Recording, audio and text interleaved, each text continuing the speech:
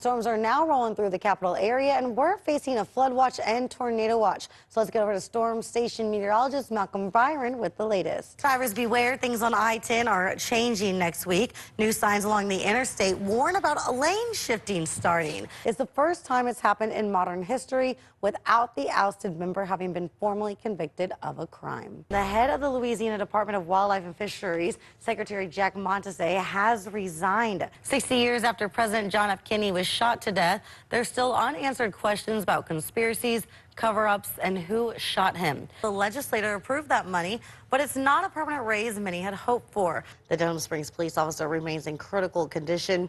Kelly was shot while responding to a disturbance Thursday afternoon. Port Allen police are searching for 36-year-old Alexis Allen. She's pictured there on your screen. The two teens, a 16 and 17-year-old, were already booked into East Baton Rouge Parish Juvenile Detention for the armed robbery, which now upgraded to first-degree murder. Early voting allowed many to vote last week, but it also allowed officials to catch a problem. You can read more about the two candidates on our website, WBRZ.com.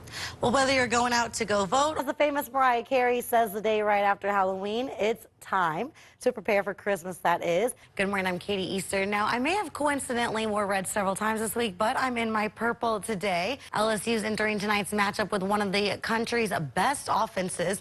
The House is divided for this native Missourian. Good morning, I'm Katie Easter. In less than 2 hours, it's a Tiger versus Tiger matchup. LSU takes on Mizzou. So I'm no pitcher, that's why I took on this job. Are you ready, Keller? Katie Easter on the mound. All right, all right. LSU is looking to sweep the series in Game 3 today at 1 p.m. Well, leaving the world of sports now, and people are probably wondering it too, where do I get these besides stealing them from you today? It is almost a night and day difference out there from hours ago. You know, fog covered the capital city, and now heading into the rest of the weekend, we also may have a return of the cold. Here's meteorologist Balin Rogers. Balin, good morning. I guess we're re-thawing out that gumbo, huh? Oof, a cold front. Tiger Nation, today is the day. In just a few hours, Jaden Daniels could join Billy Cannon and Joe Burrow, becoming the third Tiger to get college football's most prestigious honor, the Heisman Trophy. Heading into tonight's ceremony, number 5 remains the favorite ahead of the other 3 finalists. That's Michael Penix Jr., Bo Nix, and Marvin Harrison Jr. The 2023 season was only Daniel's second campaign with the Tigers. He transferred to LSU in 2022 after 3 seasons at Arizona State. Sports 2's director Michael Cobble's in New York City for more on that gamble that paid off for both Daniels and LSU. As Michael just said, the Heisman Special will air this evening before the trophy ceremony. We'll be getting you ready for a ceremony with a look at all Jaden Daniels' accomplishments this year, alongside how his season compares to competitors and previous winners. The special's at 5 p.m. right here on WBRZ. Then at 7 p.m. is the Heisman Trophy ceremony. That's going to air on ESPN. Nearly a year after 2 Bruley teens were killed during a high-speed chase, a legislative task force is focusing on technology that could increase safety for people during nearby chases. News 2's Fallon Brown has more on digital siren. State Senator Klein Peter plans to present a bill aimed at increasing penalties and fines for aggravated flight. He also wants more legislation mandating longer training periods of law enforcement. The EBR school board is now discussing what the future will look like for the school district. This comes after they rejected the new proposed contract for current superintendent Dr. Cito Narcisse. With its rejection, the board may ask Narcisse to step down so they can appoint an interim. Board member Nathan Russ tells WBRZ there's no possibility that they're going to draw up a different contract and re-vote. By law, it cannot be brought back for at least 60 days. It's not to say that there aren't members of the board that might be interested in that. I know it's been mentioned. But look, the vote is what it was. The votes aren't going to change. This new superintendent is going to be the 4th to hold the position in as many years. In 2015, the region's largest school system brought on Warren Drake. He left 5 years later in 2020. Leslie Brown then took office. However, she resigned only 2 months later due to health concerns. Dr. Narcisse then took the position in early 2021. His current contract expires on June 30th, 2024. Well, the holiday season's in full swing, and later today, you can catch some local events to get into the festive spirit. At noon, you can catch the Gus Young Christmas Parade. It will begin at Winborn and Acadian. It will end on North Foster.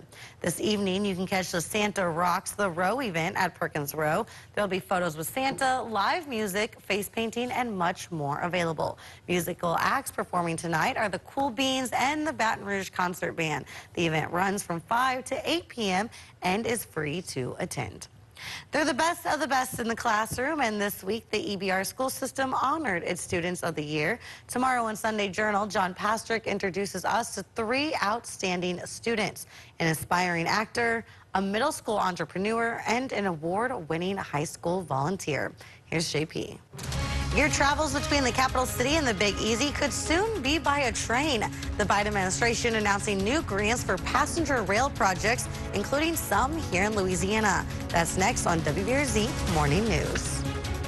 No motive yet, no suspect. There's still a lot more questions than answers. You can see right here all the glass on the ground here on Government Street. It's actually business as usual at this Denham Springs Shopping Center. The only indicator that something bad happened here yesterday is this little piece of crime scene tape over here on the ground. The energy crews, they are out here. They are working very hard to get some of these power lines up. And now bear with me because there is a lot to see, but I am alone out here. So just up the street here, you have this car completely flipped upside down, and then you have a trailer on top of it. Neighbors tell us they woke up to gunshots this morning. But it's not enough rain. If you come over and look, you can see where the fire is still smoldering. It was in this parking area where a woman was minding her own business, going to her car, when a man came up behind her. There was a concert on campus just moments before. 9 students were shot here. OJJ Deputy Secretary Curtis Nelson defended the West Feliciana facility. Definitely a very tough day. And as you had said, there were tons of officers out here, not only from BRPD, but of course the sheriff's office and even Iberville Parish. It may be hard for you all to see it, but the sidewalks inside Pelican Crossing subdivision have a little bit of a red tint to it. Families are out here gathering what little things that they can find in the rubble and what little things that they can take with them. I asked moms here of Baton Rouge on Facebook, and I got a lot of different results. Dozens chimed in, some saying it's overdue, many sharing their story of a parent denying the pill as a teen, then they became pregnant very young. Others remaining on the fence, then say that the bigger issue is sex education. Very exciting day for Perigo and really for, women's health and reproductive health in the U.S. For the first time ever, a birth control pill will be available without a prescription.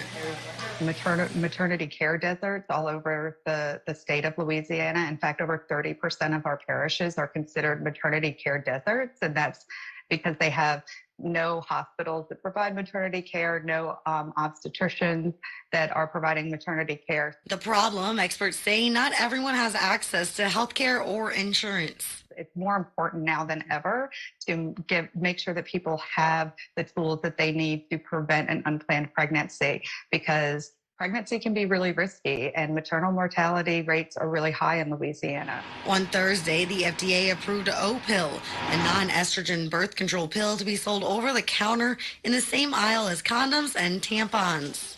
For the group of folks who don't actually have access to the healthcare system, and who can't make an appointment or, don't have insurance, and just don't have that opportunity to interact with a healthcare provider, this is something that will be truly game-changing for them. The pill also easier for teens to take control.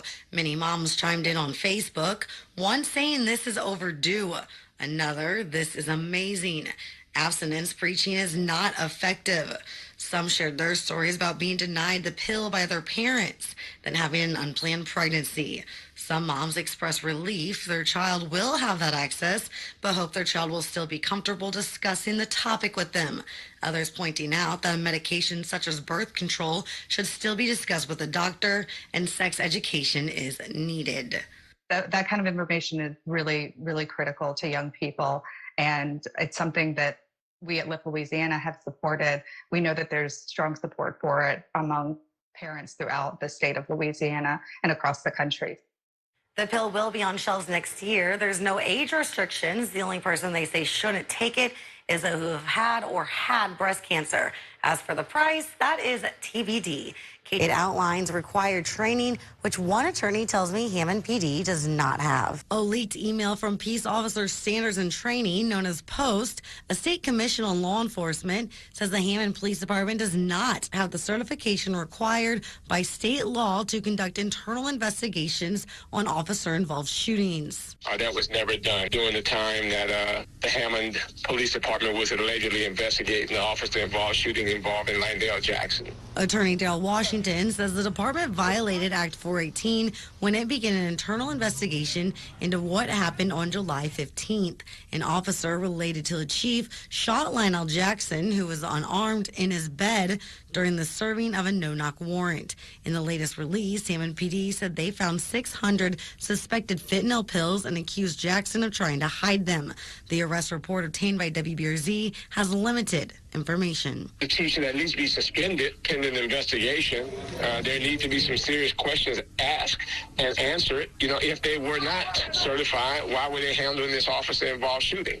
I went to the police department to ask those questions, only to be told Chief Edwin Bergeron was not there. The police chief called me immediately after I left the department, and he told me he's unable to speak to media because he's not an elected official. He directed me over to City Hall to speak with a spokesperson. But that public information officer was out of the office too for personal reasons. The mayor also unavailable as he was on his way to Florida.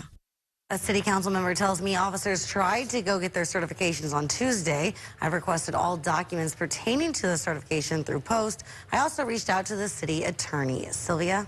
Morgan Furshey out on bond Wednesday after turning himself in on several charges, including third-degree rape. The Loranger 7th grade PE coach accused of grooming and raping a male student for years. Legally, she's raping a kid repeatedly. George R. Tucker, attorney for the 17-year-old victim, says people knew about the ongoing abuse but didn't speak up. The mother was informed by 2 teachers, yet no police involved. He says students, school staff, and a family member, Superintendent Melissa Stilley, knew of the alleged ongoing abuse, but an investigation did not start until the mother of the victim was directly approached in late September, months after the birth, with what, at the time, was a rumor. It becomes a rumor before it becomes a report. And we're talking about a kid, and the only reason it made it to be such a large rumor is there's a black baby. School employees violating a state mandatory reporting law, making it illegal for any teacher or child caretaker to not report any suspected or confirmed abuse, including rape. I went to the school system to bring up this violation, but was directed to a statement released on Tuesday.